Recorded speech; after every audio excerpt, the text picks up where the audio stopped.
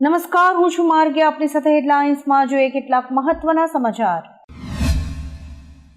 ઉપરાષ્ટ્રપતિ પદની ચૂંટણી માટે જાહેરનામું બહાર પાડ્યા બાદ રાજકીય ઉથલપાથલ વધુ તીવ્ર બની છે. એનડીએ આજે ઉપરાષ્ટ્રપતિ પદના ઉમેદવારની જાહેરાત કરી શકે છે. બીજી તરફ વિપક્ષી પાર્ટી ભારત પણ ઉપરાષ્ટ્રપતિ પદની ચૂંટણીમાં સંયુક્ત ઉમેદવાર ઉતારવાની તૈયારી કરી રહી છે. જોકે ઇન્ડિયા એલાયન્સ હજુ પણ ઉપરાષ્ટ્રપતિ પદના ઉમેદવારના નામ માટે વિચાર વિમર્શ કરી રહ્યું છે. ભારતની અંડર-20 મહિલા ફૂટબોલ ટીમે શુભાંગીના નેતૃત્વમાં ઐતિહાસિક સફળતા મેળવી છે.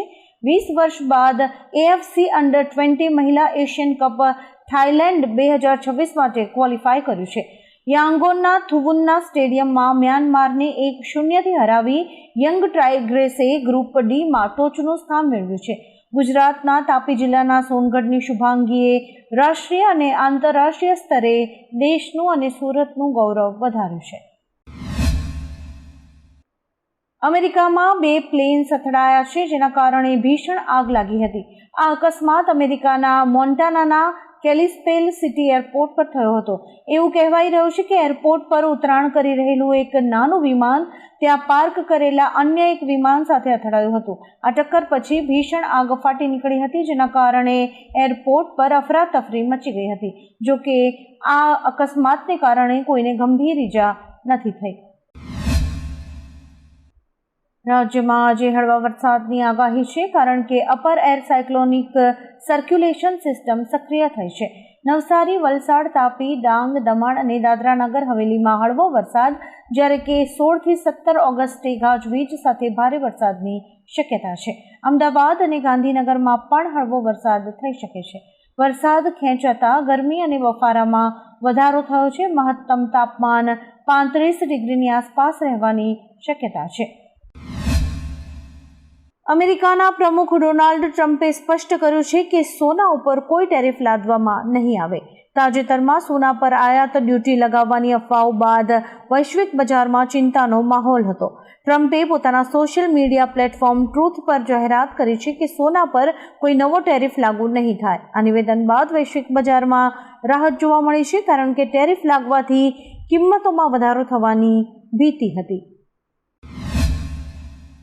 વાપીના કરવડ આદર્શનગરમાં 11મી ઓગસ્ટે મોડી રાત્રે એક ગોડાઉનમાં લાગેલી આગે વિકરાળ રૂપ ધારણ કરી 12 ગોડાઉનને આગની ચપેટમાં લઈ લીધા હતા.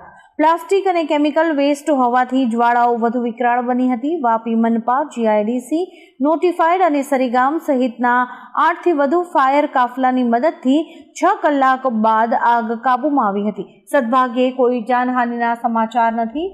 શોર્ટ સર્કિટના કારણે આગ લાગી હોવાનું પ્રાથમિક તારણ લગાવાઈ રહ્યું છે.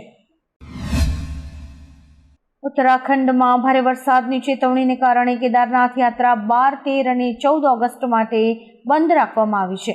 હવામાન વિભાગે રુદ્રપ્રયાગ સહિત અનેક જિલ્લાઓમાં રેડ અને ઓરેન્જ એલર્ટ જાહેર કર્યું છે.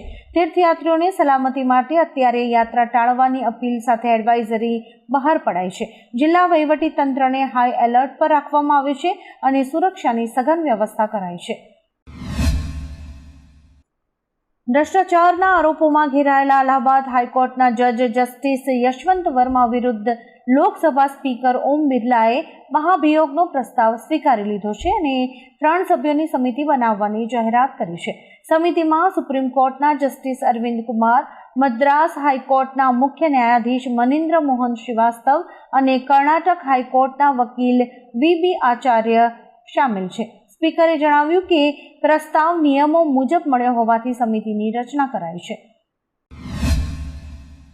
જમ્મુ કાશ્મીર પોલીસ અને સ્ટેટ ઇન્ટેલિજન્સ એજન્સીએ 1990માં કાશ્મીરી હિન્દુ નર્સ સરલા ભટ્ટની નિર્મમ હત્યા કેસમાં શ્રીનગરમાં 8 સ્થળોએ દરોડા પાડ્યા હતા. સરલા ભટ્ટ અનંતનાગની રહેવાસી શ્રીનગરના શેરે કાશ્મીર આયુર્વિજ્ઞાન સંસ્થાનમાં નર્સ હતી. એપ્રિલ 1990માં JKLFના આતંકવાદીઓએ તેનું અપહરણ કરી સામૂહિક દુષ્કર્મ બાદ હત્યા કરી હતી. મૃતદેહ રસ્તા પર ફેંકાયો હતો. 35 વર્ષ બાદ પણ કેસની તપાસ ચાલુ છે અને જેના અનુસંધાને તાજેતરમાં જ 8 આતંકવાદીઓના ઠેકાણા પર રેડ કરાઈ હતી.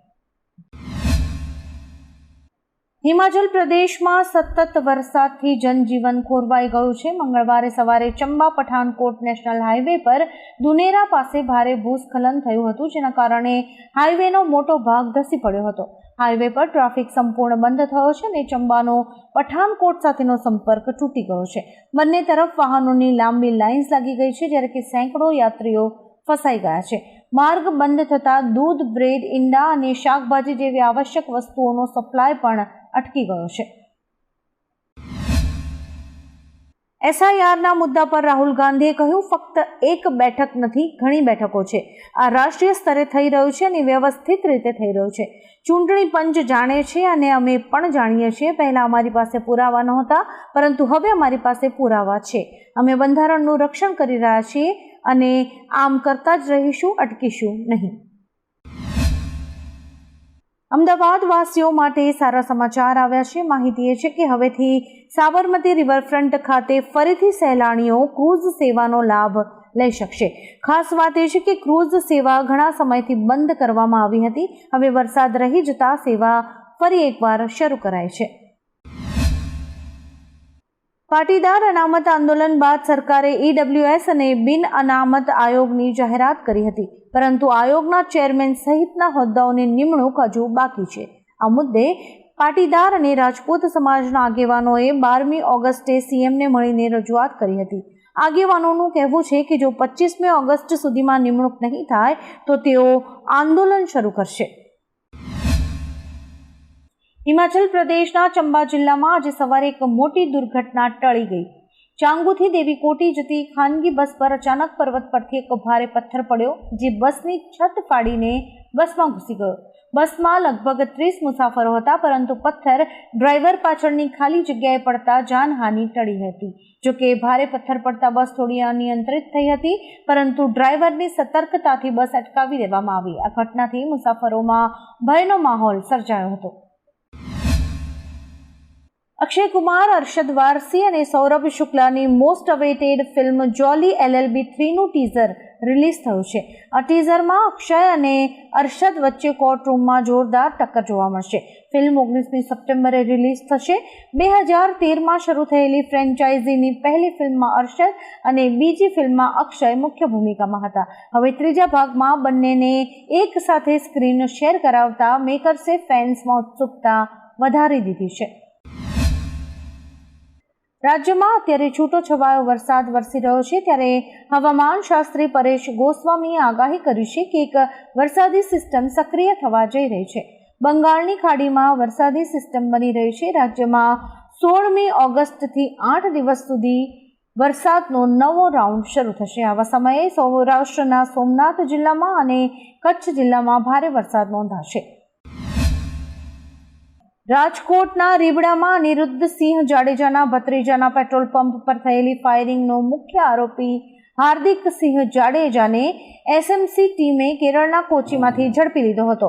આરોપી 10થી વધુ રાજ્યોમાં ફરતો હતો. તપાસ દરમિયાન તે કેરળમાં હોવાની માહિતી મળતા સ્વામી હોટલ પરથી તેની ધરપકડ થઈ હતી. અત્યારે તેની પૂછપરછ શરૂ કરાઈ છે. ખાસ વાત એ છે કે તેને હાથકડી નહીં, પરંતુ દોરડા વડે બાંધીને અમદાવાદ લવાયો હતો. પાકિસ્તાન આર્મી ચીફે મુકેશ અંબાણીને ધમકી આપી છે. અસીમ મુનીરે કહ્યું કે ભવિષ્યમાં ભારત સાથે કોઈ લશ્કરી સંઘર્ષ થશે તો ગુજરાતના જામનગરમાં રિલાયન્સ ઇન્ડસ્ટ્રીઝ લિમિટેડની રિફાઇનરીને નિશાન બનાવાશે. દરમિયાન તેમણે સુરહ અલ ફીલની એક આયાતનો ઉલ્લેખ કર્યો હતો, જે 570 ઈસવીમાં અબરાહાની સેનાને પક્ષીઓએ પથ્થરોથી નષ્ટ કરી હતી તે ઘટના દર્શાવે છે. એનો અર્થ આધુનિક યુદ્ધમાં હવાઈ હુમલાનો તેમણે સંકેત આપ્યો છે. વિદેશમાં ભણવા જવું એ ગુલામીની માનસિકતા છે. આ નિવેદન રાજ્યપાલ આચાર્ય દેવવ્રતે આપ્યું છે. તેમણે જણાવ્યું કે અંગ્રેજોએ ગુરુ શિષ્ય પરંપરાને તોડી ભારતીય સંસ્કૃતિ અને જ્ઞાનને નબળું પાડ્યું છે. અંગ્રેજો મુગલો કરતાં વધુ ખતરનાક હતા, કારણ કે તેમણે ભારતના અદ્વિતીય વિજ્ઞાન અને જ્ઞાનને નષ્ટ કર્યું છે. રાજ્યપાલે ભારતના ગૌરવશાળી ભૂતકાળની યાદ અપાવી શિક્ષણના પુનરુત્થાનની હિમાયત કરી છે. બિહારમાં જારી કરાયેલા એસઆઈઆર અંગે સુપ્રીમ કોર્ટે કહ્યું છે કે નાગરિકતા કે ઓળખના અંતિમ અને એકમાત્ર પુરાવા તરીકે આધાર કાર્ડ સ્વીકારી શકાય નહીં. ચૂંટણી પંચને વાજબી ઠેરવતા કોર્ટે કહ્યું કે નાગરિકતા સાબિત કરવા માટે અન્ય માન્ય દસ્તાવેજોની પણ જરૂર છે. કોર્ટે કહ્યું કે જો એ સાબિત થાય કે SIRની પ્રક્રિયા ગેરકાયદેસર છે તો અમે તેને રોકીશું. જો જરૂર પડશે તો અમે કાલે અને પરમ દિવસે પણ કેસની સુનાવણી કરીશું. જમ્મુ કાશ્મીરના પુલવામા જિલ્લામાં જિલ્લા પ્રશાસન દ્વારા તિરંગા યાત્રાનું આયોજન કરાયું હતું, જેમાં સેંકડો વિદ્યાર્થીઓ અને સ્થાનિક લોકો જોડાયા હતા. રેલી દરમિયાન ભારતીય સેના સુરક્ષા માટે તૈનાત રહી. દેશભક્તિના નારા અને તિરંગા લહેરાવતા ઉત્સાહપૂર્ણ વાતાવરણ જોવા મળ્યું હતું. આ કાર્યક્રમનો હેતુ દેશ પ્રેમ પ્રત્યે જાગૃતિ લાવવાનો અને રાષ્ટ્રીય એકતા મજબૂત કરવાનો હતો. પાકિસ્તાનના સેના પ્રમુખે તાજેતરમાં જ પરમાણુ બોમ્બનો ઉપયોગ કરવાની ધમકી આપી હતી. ભારત સામે પાકિસ્તાની આર્મી ચીફની પરમાણુ ધમકીઓની નિંદા અઝરુદ્દીન ઓવૈસી દ્વારા આકરા શબ્દોમાં કરાઈ છે. આ અંગે ઓવૈસીએ કહ્યું છે કે પાકિસ્તાનના સેના પ્રમુખ સડક છાપ ટપોરી જેવી ભાષાનો ઉપયોગ કરે છે. આવા ટપોરીઓને ગંભીરતાથી ન લેવા જોઈએ. સતત ભારે વરસાદને કારણે ઉત્તરાખંડની મુશ્કેલીમાં વધારો થયો છે. આ વચ્ચે હવામાન વિભાગ દ્વારા ઉત્તરાખંડ જિલ્લાના દહેરાદૂન, ટિહરી, પૌડી, હરિદ્વાર, ઉધમસિંહ નગર, નૈનીતાલ, ચંપાવત અને બાગેશ્વરમાં ભારે વરસાદ માટે રેડ એલર્ટ જાહેર કરવામાં આવ્યું છે, જ્યારે કે બાકીના જિલ્લાઓ માટે આગામી 2 દિવસ માટે ઓરેન્જ એલર્ટ જાહેર કરાયું છે. આવા જ કેટલાક રસપ્રદ સમાચારો નિહાળવા માટે અમારી YouTube ચેનલને લાઇક, શેર અને સબસ્ક્રાઇબ કરો અને જોતા રહો હેડલાઇન્સ.